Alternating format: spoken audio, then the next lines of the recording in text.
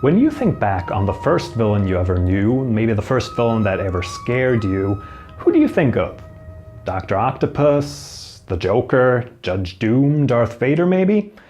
I mean, they're all legitimate choices, but they're probably also wrong.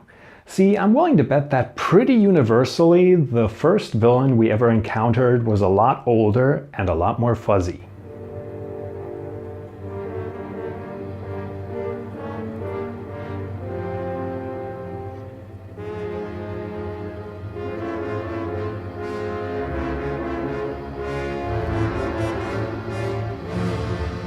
There's something about wolves that just strikes a primal chord with us.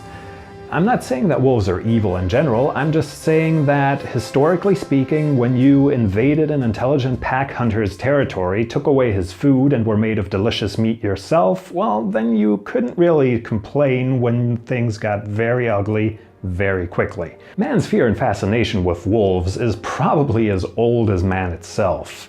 I mean, you see it in the werewolf mythos, you see it in Fenrir, you see it in the big bad wolf from fairy tales. It might not even be so much the animal itself today. Maybe it's more of what they represent, namely the dangers and savagery that wait just outside the borders of civilization. And it's exactly this primal fear of wolves that this comic book taps into perfectly. In The Night of 1,000 Wolves, a family's farm is besieged by an army of wolves. It starts out with one, then it's 10, then it's hundreds, and other darker lupine creatures. The verdict.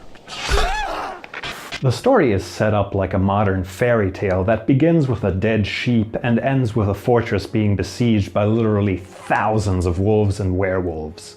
Throughout the story, the question as to why this is happening to this family is slowly answered, and on an extremely powerful note about love and sacrifice for your family. In the end, this story is all about family and how far you're willing to go to protect them. The artwork too is wonderful. It's haunting, it's painterly, it's beautiful, and at times shocking and gory as well. These are by far the best werewolves, even though they aren't technically werewolves, that I've seen in a long time. On my list of favorite werewolves, they're right up there with the Beast from American Werewolf in London. There are a ton of beautiful and powerful scenes in this book. One of my favorites is when the family's been saved by a group of soldiers, and the soldiers are like, hey, pack your things, grab your things, we've got to get out of here and we've got to go now. And the father's like, but why? You know, you killed the wolves, you've killed the monster. And they're like, yeah, there are more coming. And then the next page is just the splash of the family farm. And out of the forest, you just have like this swarm of wolves descending on the family farm like a swarm of locusts.